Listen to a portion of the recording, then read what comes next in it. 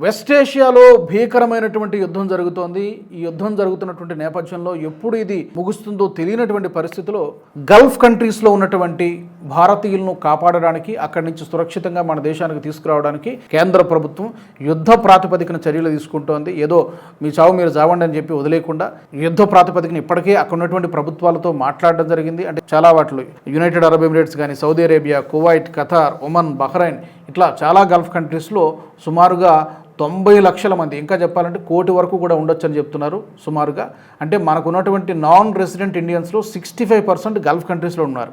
రకరకాలుగా వ్యాపార రీత్యా, ఉద్యోగ రీత్యా, skilled labour, non skilled labour రకరకాలుగా అక్కడికి వెళ్ళి ఉపాధి పొందుతూ ఉన్నారు. ఇప్పుడు వాళ్ళందరి ప్రాణాలు కూడా ప్రమాదంలో ఉన్నాయి కాబట్టి ఎప్పుడు ఏ మిసైల్ వచ్చి కొడుతుంది అనేది తెలియనటువంటి పరిస్థితిలో ఉంది. కాబట్టి ఇమీడియట్గా వాళ్ళందరినీ కూడా ఇక్కడ తీసుకురావడానికి కేంద్ర ప్రభుత్వం కేవలం కొన్ని వందల సంఖ్యలో విమానాలను ఏర్పాటు చేస్తోంది.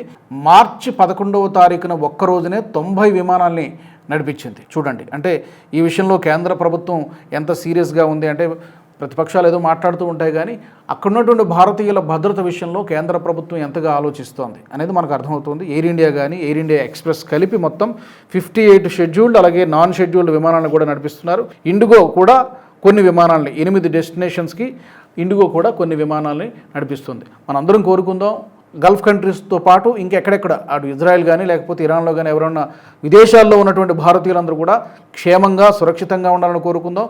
వీలైనంత వరకు వాళ్ళు త్వరగా భారత్కి చేరుకోవాలని, స్వదేశానికి చేరుకోవాలని చెప్పి మనం మనస్ఫూర్తిగా కోరుకుందాం.